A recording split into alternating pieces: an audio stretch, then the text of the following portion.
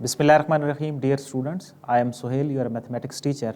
और कल हमने जहाँ तक एंड किया था आज वहाँ से स्टार्ट करते हैं। और कल हमारे 8 क्वेश्चन तक सॉल्व हुए थे। आज हम 8.2 के क्वेश्चन नंबर 9 से स्टार्ट करेंगे।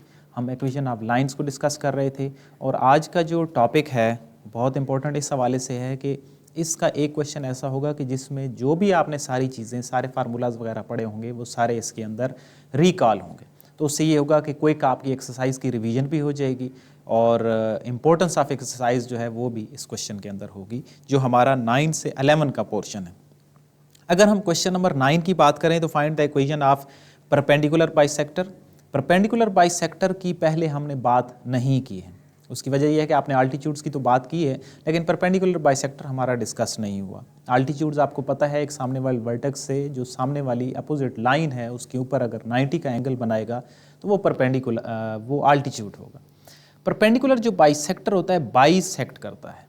एक तो वो परपेंडिकुलर होगा, दूसरा वो जो सामने वाली साइड होगी, जो अपोजिट उसकी साइड होगी, उसको 2 बराबर पोर्शन के अंदर डिवाइड कर देगा।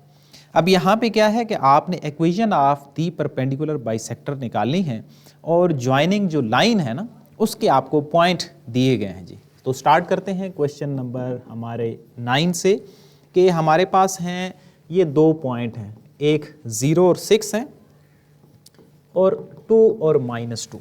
ठीक है, तो कोई ऐसी लाइन आपने इसका क्या करना है जी, परपेंडिकुलर बाइसेक्टर निकालना है। मैं आपको आसान लफ्जों में समझाता हूं। लेट्स से ये हमारे पास एक ए बी लाइन है और ये परपेंडिकुलर बाइसेक्टर आ गया ए बी। अब इसकी ये जो परपेंडिकुलर बाइसेक्टर है ना, इसकी हमने क्या निकालनी है, इक्वेशन ऑफ लाइन निकालनी है। और ये जो परपेंडिकुलर बाइसेक्टर है ये इस लाइन ए बी को 2 बराबर पोर्शन के अंदर कट कर रहा है, डिवाइड कर रहा है। तो मींस ये जो फिर परपेंडिकुलर बाइसेक्टर होगा ये क्या होगा, ये हमारे पास होगा मिड पॉइंट। परपेंडिकुलर बाइसेक्टर क्या होगा, मिड पॉइंट होगा, क्योंकि इक्वेशन ऑफ लाइन के लिए जो इंपॉर्टेंट पॉइंट्स हैं वो हैं x1, y1 और स्लोप। अब स्लोप तो आपके थोड़ा अगर उसको ज़हन में रिकॉल करें कि आल्टीट्यूड्स के लिए हमने स्लोप का क्या क्राइटेरिया डिफाइन किया था, तो आपको परपेंडिकुलर बाइसेक्टर की जो स्लोप है उसका आपको समझ आ जाएगा कि ये भी अगर परपेंडिकुलर है तो उस केस में हमें स्लोप क्या करना है। तो सबसे पहले हम क्या करते हैं, इसके जो मिड पॉइंट्स हैं वो निकालते हैं। अब ए की वैल्यू क्या है, 0 और 6 है और बी की वैल्यू क्या है, 2 और -2 है। तो पहला मिड पॉइंट हमारे पास क्या आएगा, मिड पॉइंट इसको मैं C का नाम दे देता हूं। तो पहला मिड पॉइंट क्या आएगा, x के जो वैल्यूज हैं उनको आप ऐड करेंगे और डिवाइडिंग बाय 2 करेंगे, like this one, 0 + 2 dividing by 2। और इसी तरह जो y के पॉइंट्स होंगे उनको भी हम ऐड करेंगे और डिवाइडिंग बाय 2 करेंगे। तो ये हमारे पास जो वैल्यूज आ रही हैं वो आ रही हैं 1 और 2, यानी कि हमारे मिड पॉइंट्स हैं 1 और 2। अब इस पे भी आते हैं कि हमने निकाले क्यों मिड पॉइंट्स। मिड पॉइंट्स हमें इसलिए निकाले हैं कि हमें ये x1 और y1 ये हमारे पॉइंट्स होंगे। ये क्यों हमारे पॉइंट्स होंगे, क्योंकि इसकी हमने इक्वेशन ऑफ लाइन निकालनी है, इस परपेंडिकुलर बाइसेक्टर की। और इक्वेशन ऑफ लाइंस के लिए x1 y1 का होना जरूरी है और दूसरी चीज स्लोप का होना जरूरी है।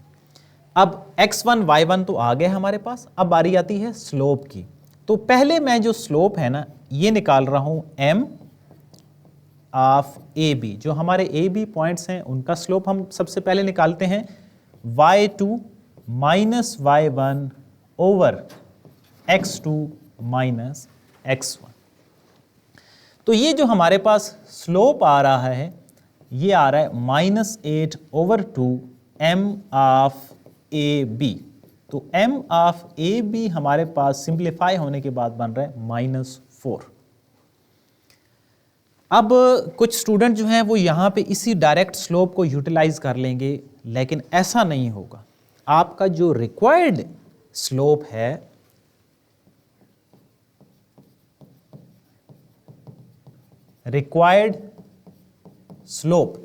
किसका, परपेंडिकुलर बाइसेक्टर की लाइन का। परपेंडिकुलर बाइसेक्टर का, उसको मैं लिख रहा हूं 1 डिवाइडिंग बाय 4। नेगेटिव के साथ इस सामने वाला जो स्लोप है उसको माइनस के साथ इन्वर्ट कर देना आपने। इन्वर्ट का क्या मतलब है, ये -4/1 है, इसको हम 1/4 कर देंगे और एक नेगेटिव भी लगाएंगे तो ये पॉजिटिव हो जाएगा। क्योंकि जो परपेंडिकुलर होता है उसके सिलसिले में हम स्लोप को क्या करते हैं, फार्मूला यूटिलाइज करते हैं m1 m2 = -1 या माइनस के साथ इन्वर्ट करते हैं। तो अब हमारे पास स्लोप भी मौजूद है, रिक्वायर्ड जो हमारी equation of line for the perpendicular bisector है, और हमारे पास x1 और y1 पॉइंट भी मौजूद है। तो अब हम इजीली फार्मूला यूटिलाइज कर सकते हैं which is equal to y minus y1 is equal to m into x minus x1, means y minus 2 is equal to 1 dividing by 4 और x minus x1 यानी के 1। अब ये 4 इधर डिवाइड हो रहा है, इधर आके मल्टीप्लाई हो जाएगा। अब इसको एक प्रॉपर शेप में लिखें, x -4y -1 + 8 इस साइड पे 0 रहेगा। आप इनको तरतीब में लेफ्ट साइड या राइट साइड दोनों सूरतों में लिख सकते हैं। x -4y + 7 is equal to 0। ये आपके पास क्या है, equation of line of the perpendicular bisector. तो परपेंडिकुलर बाइसेक्टर आज हमने डिस्कस किया था, पहले हमने आल्टीट्यूड डिस्कस किया हुआ था। परपेंडिकुलर बाइसेक्टर में क्या चीज़ होती है जी, आप जो सामने वाली अपोजिट उसकी साइड होती है वो उसको 2 बराबर पोर्शन में एक तो डिवाइड करता है, और दूसरा क्या होता है वो उसके साथ परपेंडिकुलर होता है। जब परपेंडिकुलर होता है तो स्लोप का क्राइटेरिया आपको मालूम है, और जब 2 बराबर पोर्शन में डिवाइड करता है और उसकी हमने इक्वेशन ऑफ लाइन निकालनी है तो फिर आप क्या निकालेंगे, फिर आप उसके मिड पॉइंट फाइंड आउट करेंगे। तो ये शार्ट क्वेश्चन के हवाले से ये इंपॉर्टेंट क्वेश्चन था। आई होप आपको क्वेश्चन क्लियर होगा। अब हम आते हैं हमारे क्वेश्चन नंबर 10 पे। क्वेश्चन नंबर जो 10 है इसके साथ आप लिख लें 8.1 क्वेश्चन नंबर 14। अब आपके पास 10 सेकंड्स हैं, मैं इतनी देर में क्वेश्चन को लिखता हूं। आप 8.1 के क्वेश्चन नंबर 14 में देखें कि इसके साथ वो कैसे रिजेंबल कर रहा है, और फिर हम इस क्वेश्चन की बात करते हैं। तो देखिए जी, आप 8.1 को, मैं इतनी देर में क्वेश्चन को यहां पे लिखता हूं।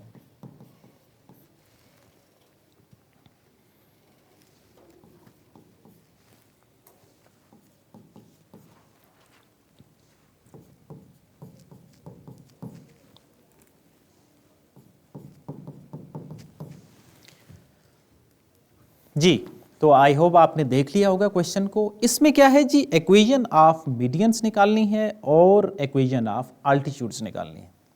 जो क्वेश्चन नंबर 1 था, क्वेश्चन नंबर 14 था 8.1 का, उसमें क्या था, उसमें स्लोप्स ऑफ मीडियंस से और स्लोप्स ऑफ अल्टीट्यूड्स से।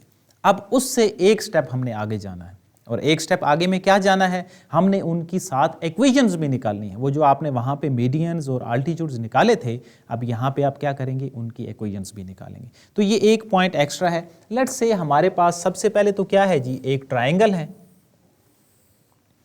उसके पॉइंट्स हैं A, B और C। A की वैल्यू लेट्स से 0 और 4, B की वैल्यू 4 और 6, और C की वैल्यू -2 और -2।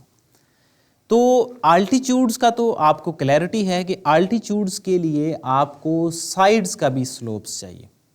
तो ये जो क्वेश्चन है ये मैं ज़्यादा आपके लिए छोड़ूंगा, कुछ मैं आपका जो पोर्शन है वो यहाँ पे सॉल्व करूँगा, क्योंकि आप स्लोप्स पहले निकाल चुके हैं, मीडियंस भी निकाल चुके हैं, और उन मीडियंस की स्लोप और अल्टीट्यूड्स का जो स्लोप है वो भी हम फाइंड आउट कर चुके हैं।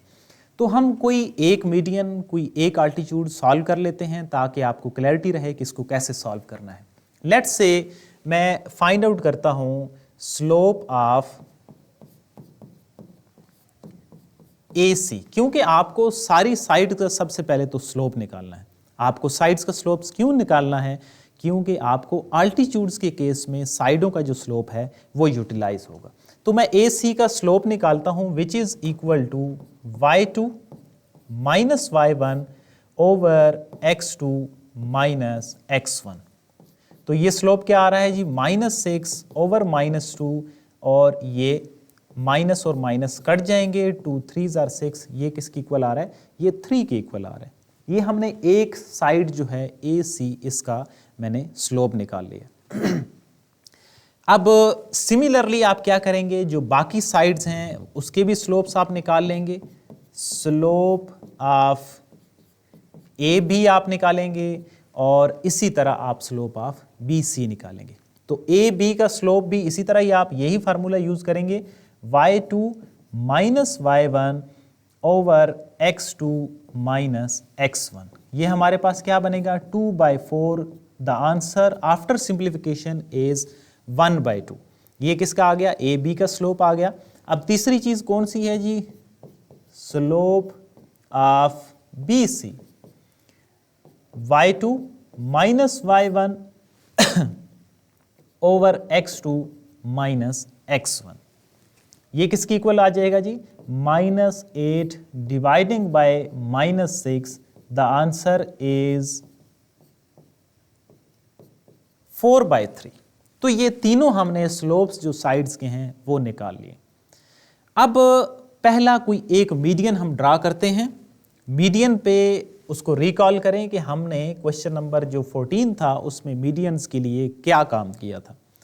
हमने जो साइड्स थी उनके मिड पॉइंट निकाले थे। एक मैं फिलहाल यहां पे निकाल रहा हूं, ठीक है, उसकी हम इक्वेशन ऑफ लाइन निकालेंगे और दो जो होंगे वो आपकी असाइनमेंट होगी। तो जो एक हम करेंगे उसको आपने अच्छे से अंडरस्टैंड करना है ताकि आप बाकी जो दो हैं वो फाइंड आउट कर सकें। तो सबसे पहले आपने मीडियंस के लिए क्या किया था, आपने मिड पॉइंट्स निकाले थे।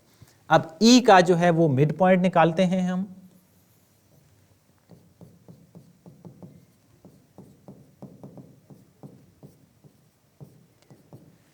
x की वैल्यूज -2 प्लस 0 डिवाइडिंग बाय 2 और -2 प्लस 4 डिवाइडिंग बाय 2। ये हमारे पास जो पहले वाली वैल्यू आ रही है वो आ रही है -1 और जो दूसरी हमारे पास वैल्यू है वो हमारे पास 1 आ रही है।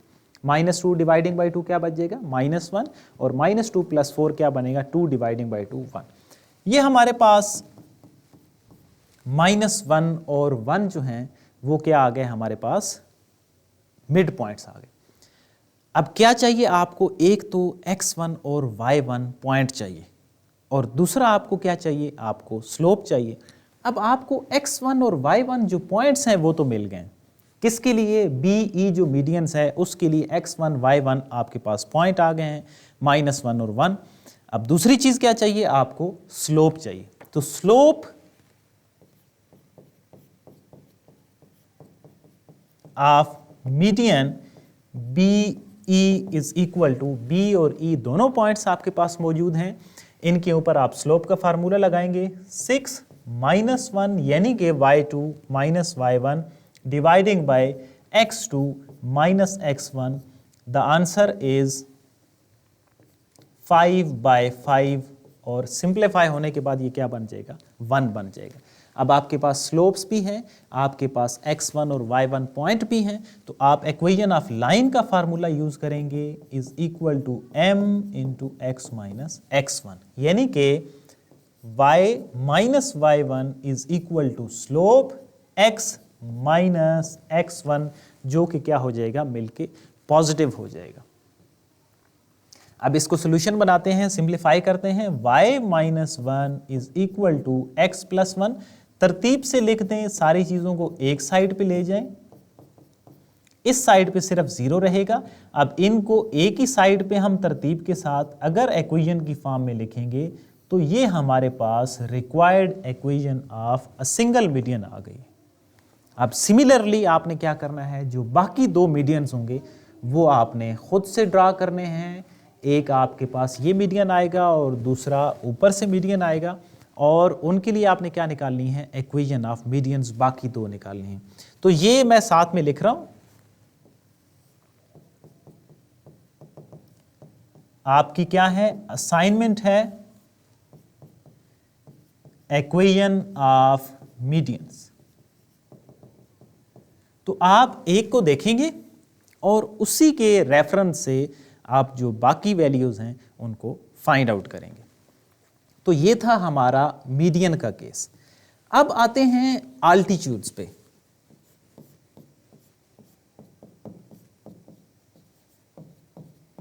इसी तरह आपने जो आल्टीट्यूड्स हैं उनकी इक्वेशन ऑफ लाइन निकालनी है। अब सबसे पहले तो क्या है कि आल्टीट्यूड्स क्या चीज़ होती है, रिकॉल करें प्रीवियस क्लास को कि जो वर्टेक्स से निकले और सामने वाली जो साइड है उसके साथ 90 का एंगल बनाए, उसके साथ परपेंडिकुलर बनाए। अब हम इसमें भी क्या करेंगे, एक आल्टीट्यूड्स की जो इक्वेशन है उसको फाइंड आउट करेंगे और बाकी जो दो हैं वो आपने खुद से सॉल्व करनी है। लेट्स से हम अपना जो आल्टीट्यूड है BE ही है, वो सामने वाली साइड पे क्या बना रहा है, परपेंडिकुलर बना रहा है। हम डायग्राम एक और आपकी आसानी के लिए ड्रा में कर देता हूँ यहाँ पे, ताकि आपको समझ आती रहे कि A, B और C, और ये जो है ये आल्टीट्यूड एक ड्रा हो गया जिसने सामने वाली जो साइड है उसके साथ 90 का एंगल बना दिया। अब 90 के एंगल बनाने से सामने वाली जो साइड है उसका देखें स्लोप ऑफ आल्टीट्यूड B, और इसको भी हम E का ही अगर नाम दे दें तो स्लोप ऑफ जो आल्टीट्यूड BE होगा वो negative of the slope of AC invert के साथ होगा। जो AC का स्लोप है, AC का स्लोप क्या चीज है जी आपके पास, वो है 3। अगर इसको नेगेटिव के साथ इन्वर्ट करें तो आपका जो स्लोप ऑफ अल्टीट्यूड आएगा वो यहाँ पे आपके पास वैल्यू आ जाएगी। अब मेन काम क्या है क्वेश्चन ऑफ लाइन के लिए, आपके पास स्लोप होना चाहिए और x1 y1 पॉइंट होने चाहिए। x1 y1 जो पॉइंट होंगे वो तो ऑब्वियस होंगे कि इस वर्टेक्स के अंदर से निकल रहा है, तो ये जो b के पॉइंट होंगे वो आपके x1 और y1 पॉइंट आ गए। और दूसरी चीज क्या है, वो है स्लोप। स्लोप क्या आएगा, AC का जो स्लोप है जो कि हमारे पास 3 के इक्वल है, अगर इसको हम नेगेटिव के साथ इन्वर्ट कर दें तो हमारे पास आल्टीट्यूड BE का स्लोप निकला है। अब स्लोप भी मौजूद है, पॉइंट्स भी मौजूद हैं, आप इक्वेशन ऑफ लाइन का फार्मूला यूज करेंगे, y माइनस y1। अब B के पॉइंट्स को देखते हैं क्या है, 4 और 6 हैं। y minus 6 is equal to mx minus x1।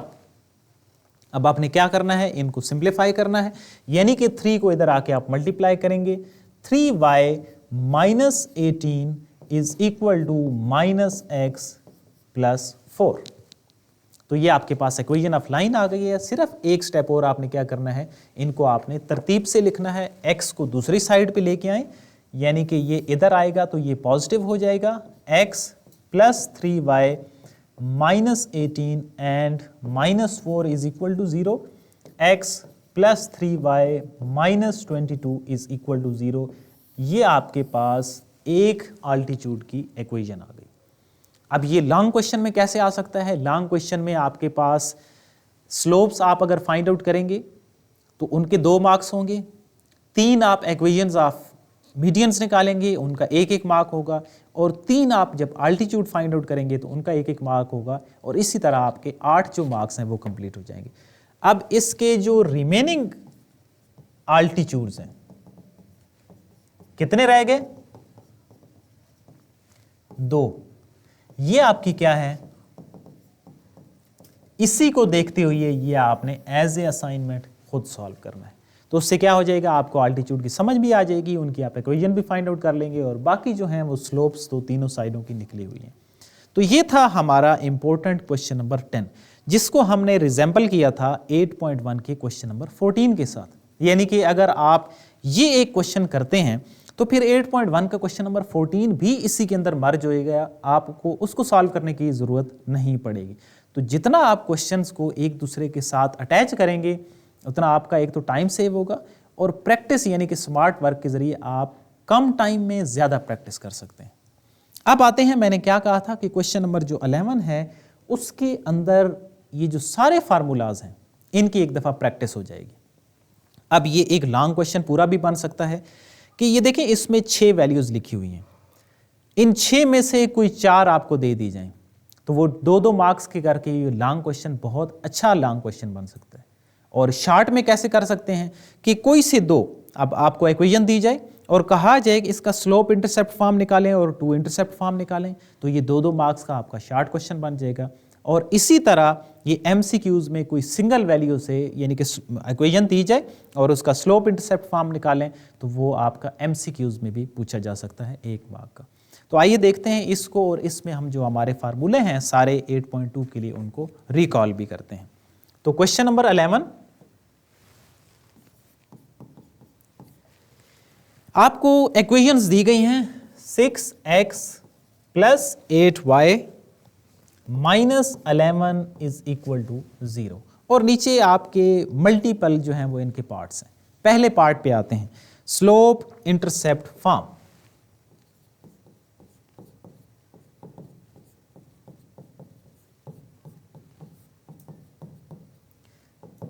y is equal to mx plus c। हमने जो हमारी प्रीवियस क्लास थी उसमें भी हमने इक्वेशंस को इस फॉर्म में लेके आए थे, हमने सॉल्व किया था। अब इसी तरह जो हमारी ऊपर वाली इक्वेशन है which is 6x plus 8y minus 11 is equal to 0, हमने इस इक्वेशन को इस फॉर्म में लेके आना है। y is equal to mx plus c अगर हम इस फॉर्म में लेके आएंगे तो वो हमारी क्या बन जाएगी, वो हमारी स्लोप इंटरसेप्ट फॉर्म बन जाएगी। तो let's start, 8y is equal to minus 6x plus 11। तो पहला तो ये स्टेप हो गया कि आपने जो y की वैल्यू है उसको एक ही साइड पे रखना है, जो x और कांस्टेंट है उनको दूसरी साइड पे मूव कर देना है। दूसरा, इसमें y के साथ कोई वैल्यू नहीं है, तो मीन्स यहाँ पे जो y के साथ 8 है इसको ख़त्म करना है। ख़त्म करने के 2 तरीके हैं, या तो दोनों साइड पे 8 से डिवाइड कर दें। अगर समझ कुछ बच्चों को नहीं आती तो इधर से देखें, आप ऐसे समझें कि आपने 8 कॉमन लिया, 8 कॉमन लेके आप दूसरी साइड पे डिवाइड कर लें। जो आपने मेमोराइज किया होता है कि एक वैल्यू कॉमन लेते हैं दूसरी साइड पे डिवाइड करते हैं।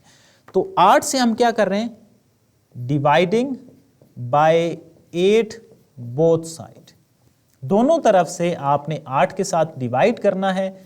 तो ये बन जाएगा minus 6x plus 11 dividing by 8, इधर से 8 खत्म हो जाएगा, तो माइनस 6/8x प्लस 11/8। इसको हम जब हल करेंगे तो y is equal to minus 3/4x plus 11/8। तो ये हमारे पास क्या आ गई है, required slope intercept form which is y is equal to mx plus c के इक्वल आ गई। और m क्या है हमारे पास, इसके अकॉर्डिंग माइनस 3/4। तो ये हमने पहला जो इसका स्टेप है, पहला जो पार्ट है वो सॉल्व कर लिया। अब इसी के साथ ही हम सॉल्व करते हैं टू इंटरसेप्ट फॉर्म, जो कि हमारा सेकंड पार्ट है। Two intercept form, x over a plus y by b is equal to 1। अब जाहिर सी बात है, मेन चीज क्या है, मेन चीज है फार्मूला। अगर आपको फार्मूले क्लियर हैं, क्योंकि एक दूसरे के साथ ये बड़े मिक्सअप होते हैं, slope intercept form, two intercept form, point slope form, तो ये सारे एक दूसरे के साथ क्या हो जाते हैं, मिक्सअप हो जाते हैं। आपको फार्मूले की जो क्लैरिटी है वो बहुत ज़रूरी है, तब आप उसको सॉल्व कर सकते हैं। तो टू इंटरसेप्ट फॉर्म है जी, हमारे पास इक्वेशन वही है 6x plus 8y and minus 11 is equal to 0। अब इस इक्वेशन को इस फॉर्म में लेके आना है जिसमें x के नीचे उसी का इंटरसेप्ट a हो, y के साथ उसी का इंटरसेप्ट b हो, और जो राइट साइड है उस पर 1 होना चाहिए। तो मीन्स यहां से जो नजर आता है वो ये है कि ये जो 11 है ना, इसको मुझे यहां पे नहीं रखना है, क्योंकि दूसरी साइड पे कांस्टेंट लेके जाऊंगा तो मुझे 1 बनाना है।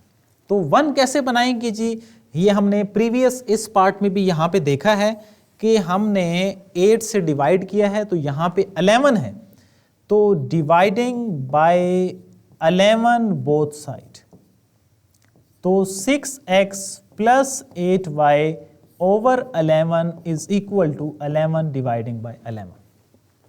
तो क्या हो जाएगा, राइट साइड पे तो 1 बन जाएगा आसानी से, लेफ्ट साइड का थोड़ा सा इशू आएगा, उसको हम सॉल्व कर लेंगे।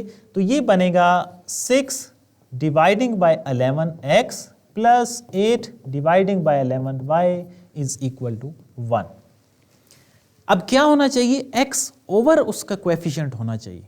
तो ये तो बन रहा है 6x ओवर 11, तो ये यहाँ पे आके आपने ये बात आपको समझ आनी चाहिए, x डिवाइडिंग बाय 11 ओवर 6 हम इसको लिख सकते हैं। अगर हम इसको दोबारा से सॉल्व करें, सिंप्लीफाई करें, तो ये 6 नीचे वाली जो फ्रैक्शन होती है वो ऊपर वेरिएबल के साथ मल्टीप्लाई हो जाती है, ये 6x ओवर 11 ही बन जाता है। हमने ऐसा क्यों लिखा है, हमारी रिक्वायरमेंट यही है कि x के साथ नीचे सिर्फ कोएफिशिएंट होना चाहिए। सिमिलरली आप क्या करेंगे, y को भी ऐसे ही लिखेंगे, y dividing by 11 over 8 is equal to 1। अब ये क्या है, ये आपकी रिक्वायर्ड टू इंटरसेप्ट फॉर्म है। तो आई होप आपको क्लियर हो गया होगा। तो ये था हमारा इसका सेकंड पार्ट, उसकी प्रैक्टिस हो गई हमारे पास। अब आते हैं थर्ड पार्ट पे। बहुत ज़्यादा हमने इसको सॉल्व किया है, आपके पास 5 सेकंड हैं, आप रिकॉल करें कि पॉइंट स्लोप फॉर्म क्या होती है।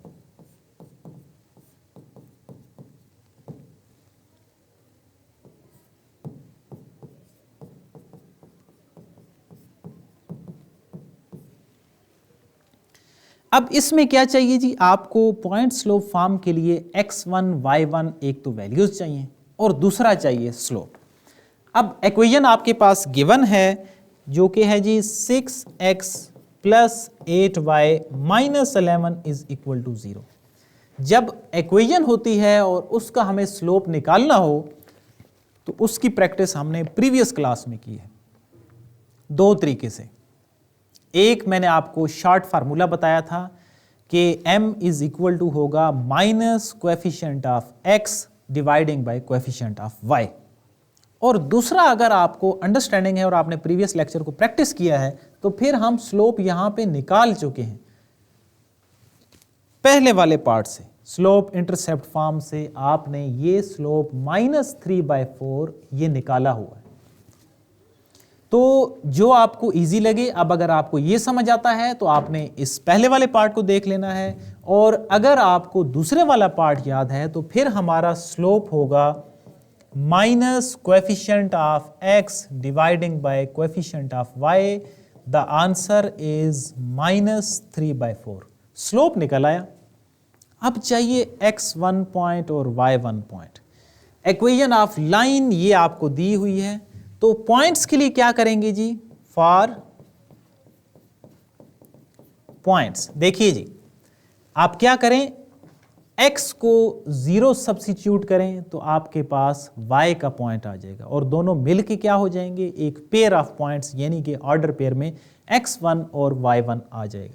अब x इज इक्वल टू 0 इस इक्वेशन के अंदर सब्स्टिट्यूट करें, y इज इक्वल टू आ जाएगा 11 डिवाइडिंग बाय 8, और ऑर्डर पेयर में ये आपके पास पॉइंट बन रहे हैं 0 एंड 11/8।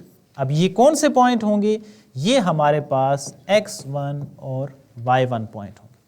अब x1 y1 पॉइंट भी मौजूद है, आपके पास स्लोप भी मौजूद है, आप फार्मूला यूटिलाइज कर लेंगे, y minus y1 is equal to m into x minus x1, यानी कि y minus 11/8 is equal to slope क्या है, -3/4 x minus 0।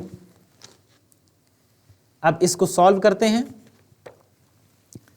y minus 11/8 is equal to -3/4 x। अब आप पहले क्या होता था, एक सिंगल वैल्यू होती थी और आप उसको मल्टीप्लाई करते थे, दूसरी साइड पे सॉल्व हो जाता था। अब यहाँ पे देखें दोनों साइडों पे ना नीचे कुछ वैल्यूज़ हैं, तो दो तरीके हैं। एक कि नीचे वाली जो वैल्यूज़ हैं किसी एक साइड की एलसीएम ले लें, उसको सॉल्व करें और वो हल हो जाता है। और याद रखने के लिए आसान तरीका क्या है कि नीचे दोनों साइडों पे जो भी सारी वैल्यूज़ हैं, ये आप 4 चैप्टर में भी और 5 में भी देखते हैं इक्वेशंस को, जहाँ पे आपने सिंप्लीफाई करना है, फ्रैक्शंस को ख़त्म करना है, कि नीचे जो भी सारी वैल्यूज़ हैं आप उनका एलसीएम ले लें और उससे जो है वो आप क्या कर लें, दोनों तरफ मल्टीप्लाई कर दें तो आपकी इक्वेशन स्ट्रेट हो जाएगी। यहाँ पे हम थोड़ा सा एलसीएम को भी देख लेते हैं। नीचे वैल्यूज़ हैं 8 और 4। आप तीसरी क्लास चौथी क्लास में एलसीएम की प्रैक्टिस करते हैं तो 2 का टेबल जाता है जी और दोबारा 2 का टेबल जाएगा, तो ये आपका एलसीएम बन रहा है इन तीनों को मल्टीप्लाई करने से 8। तो आप क्या करेंगे, मल्टीप्लाइंग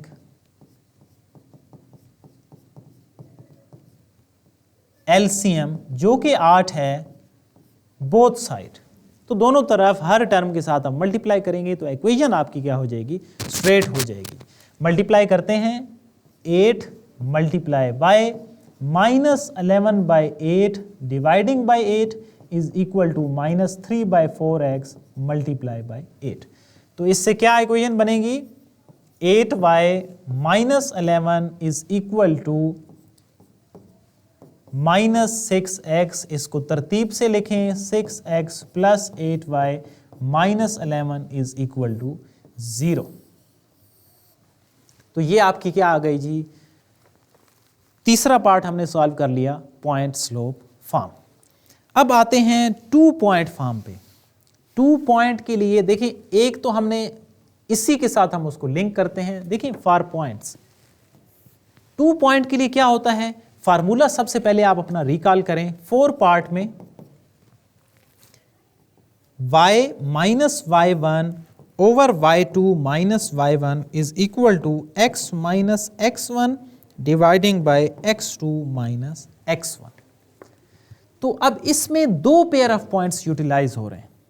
आपका एक पेयर ऑफ पॉइंट तो ये सेम हो गया, जो हमने निकाला है x को 0 पुट किया तो y की वैल्यू आ गई। अब इसी के साथ हम इसको लिंकेजेस बनाते हैं। एक तो पेयर ऑफ पॉइंट आ गया 0 और 11/8, ये हम इसको लेट से कह देते हैं x1 और y1, क्योंकि हमें यहां पे 4 वैल्यूज चाहिए, x1 y1 और इसी तरह y2 और x2, ये सारी वैल्यूज हमें चाहिए। पीछे जो हमारे पास x और y वेरिएबल्स हमारे पास रह जाएंगे। अब जो दूसरा पेयर ऑफ पॉइंट होगा उसके लिए आपने y को 0 सब्स्टिट्यूट करना है, तो दूसरा पेयर ऑफ पॉइंट आपके पास आ जाएगा x की फॉर्म में। इक्वेशन क्या है, 6x plus 8y minus 11 is equal to 0। अब पहले आपने x को 0 पुट किया था, अब आप y की जगह पे 0 पुट कर लें, तो 6x minus 11 is equal to 0 and x is equal to 11/6। तो दूसरा पेयर ऑफ पॉइंट क्या आ रहा है, 11/6 एंड y की वैल्यू 0। तो अब आपके पास दोनों पेयर ऑफ पॉइंट्स भी आ गए। अब आप क्या कर सकते हैं, जो 2 पॉइंट फॉर्म है उसमें जो भी अननोन हैं वो सारे आपके पास मौजूद हैं, आप उनकी जगह पे वैल्यूज यूटिलाइज कर लेंगे। तो ये था हमारा 4 पार्ट 2 पॉइंट फॉर्म। अब आगे कौन से बच जाते हैं, नॉर्मल एंड सिमेट्रिक फॉर्म। तो नॉर्मल एंड सिमेट्रिक जो है ये आपका होमवर्क है, ये आपने खुद से सॉल्व करनी है। क्यों खुद से सॉल्व करनी है, क्योंकि कल हमने इसकी प्रैक्टिस की है क्वेश्चन नंबर 4 और 5 में। तो इसके साथ ये जो 5 और 6 पार्ट है, एक तो ये असाइनमेंट है और दूसरा इसके साथ आप कौन से क्वेश्चन लिंक कर रहे हैं, क्वेश्चन नंबर 4 एंड 5। तो जाहिर सी बात है हमने प्रीवियस क्लास में पढ़ा है, तो अगर आपने घर में उसकी प्रैक्टिस की हुई है तो फिर तो आपको अंडरस्टैंडिंग हो गई होगी। अगर नहीं तो आज की आपने असाइनमेंट लाजमी करनी है क्वेश्चन नंबर 4 और 5 को देखते हुए। तो ये था हमारा वेरी इंपॉर्टेंट क्वेश्चन नंबर 11 और 10। ये इस एक्सरसाइज के बहुत ज़्यादा इंपॉर्टेंट है। वैसे ओवरऑल ये पूरी एक्सरसाइज इंपॉर्टेंट है, लेकिन इसके बहुत ज़्यादा जो लॉन्ग के लिए हैं वो हैं 10 और 11, और शॉर्ट क्वेश्चन के लिए 6, 7, 8, 9 ये इंपॉर्टेंट है। बाकी आपको ओवरऑल इसकी हर चीज़ करवा दी है। आपने अच्छे तरीके से इसके सारे फार्मूले जो हैं वो मेमोराइज करने हैं ताकि आप इसकी अंडरस्टैंडिंग सही से बना सकें।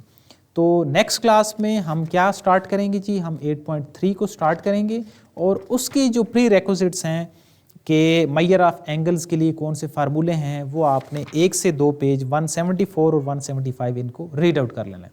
जब आप रीड करके आते हैं तो वो 10% 15% जो आपकी अंडरस्टैंडिंग होती है तो दोबारा यहाँ से पढ़ने से वो आपकी 100% हो जाती है। अगर 100 ना हो तो वो 60-70 मैक्सिमम आपको अंडरस्टैंडिंग हो जाती है। तो this is all from my side for today class. See you in the next class with 8.3। अल्लाह हाफिज़।